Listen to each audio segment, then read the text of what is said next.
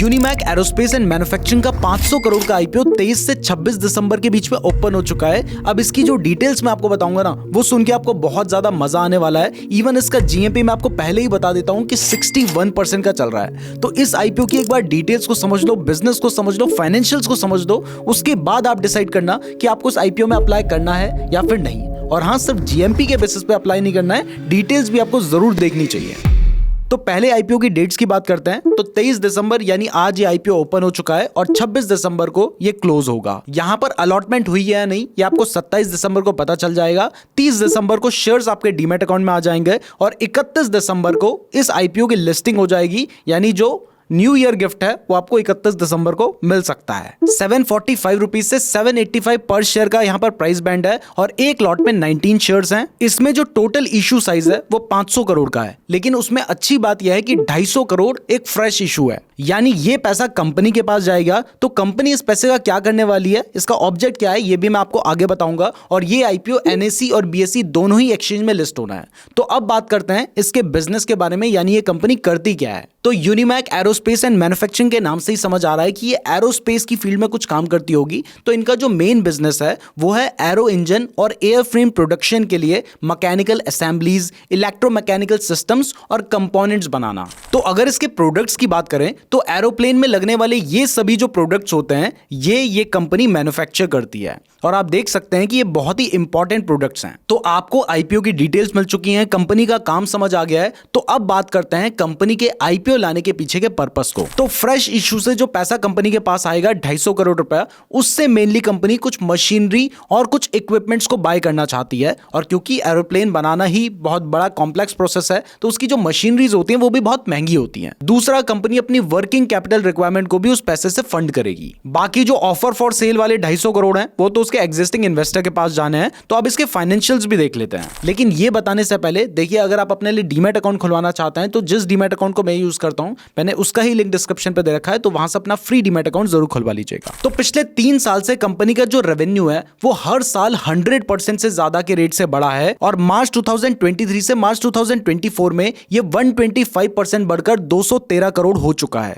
अगर profit after tax की बात करें तो वो भी बहुत तेजी से बढ़ा है और मार्च 2024 में ये 155% बढ़कर 58 करोड़ हो चुका है। इसी तरीके से कंपनी की एसेट्स भी बढ़ी हैं, नेटवर्थ भी बढ़ी है, रिजर्व्स एंड सरप्लस भी बढ़ा है। लेकिन इसके साथ ही बढ़ी है कंपनी की बोरोइंग, यानी कंपनी के ऊपर जो कर्ज है वो भी बढ़ा है। लेकिन अगर हम डेट टू इक्विटी की बात करें तो वो 0.32 का है, यानी आपको डेट के लिए बहुत ज्यादा टेंशन लेने की जरूरत नहीं है। और अगर हम बाकी केपीआईज की बात भी करें तो इसकी जो मार्केट कैपिटलाइजेशन है वो 3992 करोड़, मतलब मोटा मोटा 4000 करोड़ है। तो ये एक स्मॉल कैप स्टॉक है। इसका रिटर्न ऑन इक्विटी 53% और रिटर्न ऑन कैपिटल एम्प्लॉयड 54% है, जो कि अच्छा माना जाता है। कंपनी का रिटर्न ऑन नेटवर्थ भी 53% का है, जो कि बहुत अच्छा है। और यहां पर पैट मार्जिन भी 27% का है, जो कि एक अच्छा नंबर है। बट अगर कंपनी में सब कुछ इतना अच्छा है तो कुछ तो महंगा होगा, तो वो है इसका वैल्यूएशन। इसका पीई 64 का है। ऑल्दो अगर हम इस सेक्टर की बाकी कंपनीज को देखें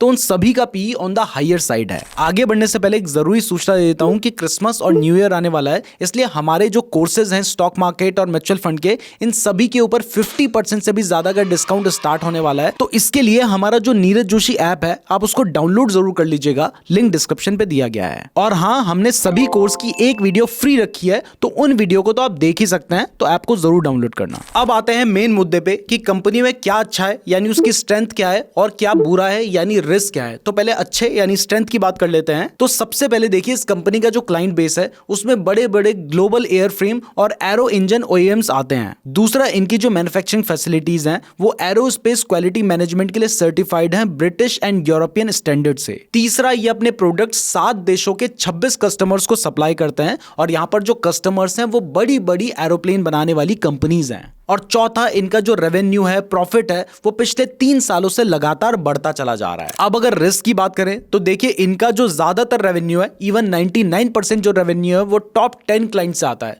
तो अगर एक भी क्लाइंट इनके हाथ से निकलेगा तो इनके रेवेन्यू के ऊपर एक सीरियस इंपैक्ट देखने को मिलेगा।